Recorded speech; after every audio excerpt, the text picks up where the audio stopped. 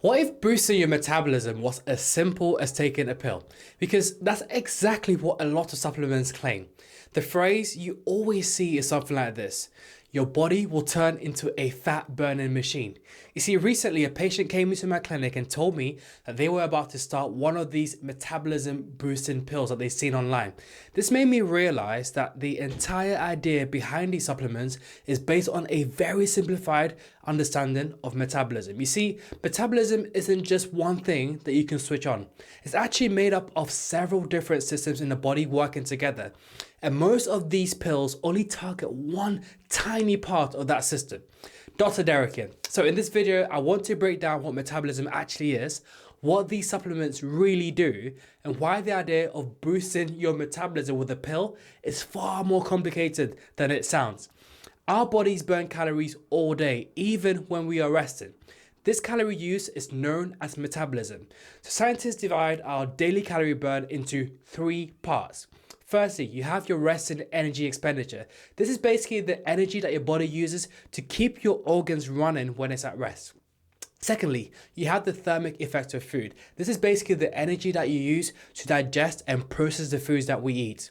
And third, this is the energy from physical activity. This comes from both planned exercise and your everyday movements, such as walking. Walking is one of my personal favorites. So let's start off with rest and energy expenditure and its overall impact on your metabolism. This point I'm about to make is super important. About 60 to 70% of all the calories that you burn comes from rest and energy expenditure. So what actually affects this number? Well, you have things like age, sex, body size, and especially how much lean muscle you have.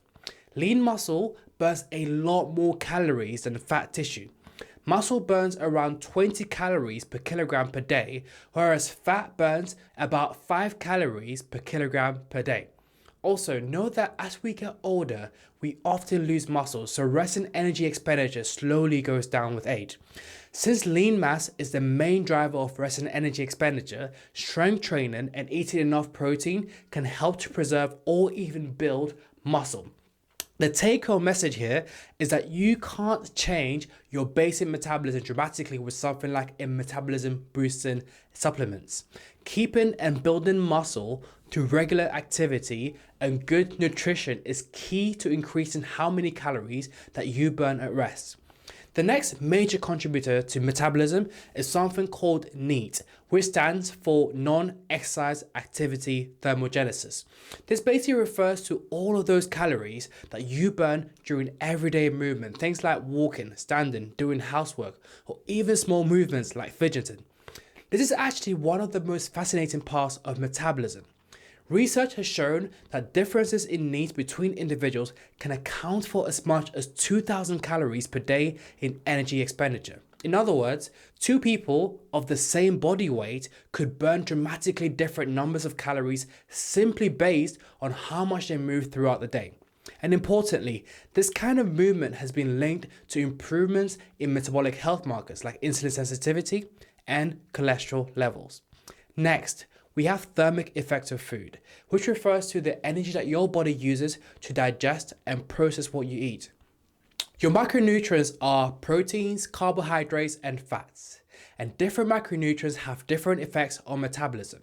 Protein has the largest thermic effect. Around 20 to 30% of protein calories are burned during digestion when you compare it to 5 to 10% for carbs and 0 to 3% for fats. So this tells us that eating higher protein foods can slightly increase energy expenditure after meals. A practical tip here is to include a source of lean protein with each meal to slightly boost metabolism and help you preserve muscle. Whole foods, things like beans, nuts, fish, and eggs, these require more energy to digest than ultra-processed foods. The take-home message here is that high-protein meals raise metabolism more than high-fat or high-carb meals. The biggest benefits of protein are preserving muscle and keeping you full. Our bodies also follow a daily circadian rhythm. Research suggests that eating more calories earlier in the day and limiting late night snacking might improve blood sugar and also your inflammation. Some laboratory studies have shown that rest and energy expenditure is lowest late at night and highest in the biological afternoon or evening. This means that late night eating could potentially lead to more calories being stored. There is some evidence that aligning your meals with your body's natural clock may help with weight control and metabolic health, although more studies are needed, to be honest. Now, let's talk about what most metabolism boosting supplements actually do. When you look closely at the ingredients in these products, most of them contain some combination of the same few compounds, typically things like caffeine, green tea extract, capsaicin from chili peppers, or other stimulants that affect the nervous system. What all of these ingredients have in common is that they stimulate something called the sympathetic nervous system. This is the part of your nervous system involved in the body's fight or flight response. When it's activated, your body releases hormones like adrenaline and noradrenaline. These can increase heart rate, increase alertness, and slightly increase the amount of energy your body burns. This process is known as thermogenesis, which literally means heat production. When thermogenesis increases, your body burns slightly more calories. That's the mechanism that most metabolism supplements rely on. For example, caffeine can temporarily increase metabolic rate by around 3 to 11% depending on the dose and the individual. But when researchers translate the increase into real-world calorie burn, the numbers are much smaller than most people expect. In many cases, the increase amounts to roughly 50 to 100 extra calories burned over the course of a day. That's roughly equivalent to the calories in a small biscuit. Green tea extract is another ingredient commonly used in these supplements. It contains compounds that may slightly increase fat oxidation by prolonging the effects of certain hormones involved in metabolism. But again, when scientists looked at the total effect on metabolism, the increase in energy expenditure is relatively small. Capsaicin, this is the compound that you find in chili peppers. This has also been investigated for its ability to increase thermogenesis and fat oxidation. Some studies show small increases in calorie burning and appetite suppression, but the overall weight loss difference compared with placebo tends to be modest. So the key point here is that these supplements do affect metabolism, but they do so in a very narrow and small way. They mainly stimulate the nervous system and slightly increase thermogenesis. And when you zoom out and look at the whole picture of metabolism, your rest and energy expenditure, your daily movement, muscle mass, hormones, sleep, diet, and circadian rhythms, that single pathway represents only a small part of the entire system.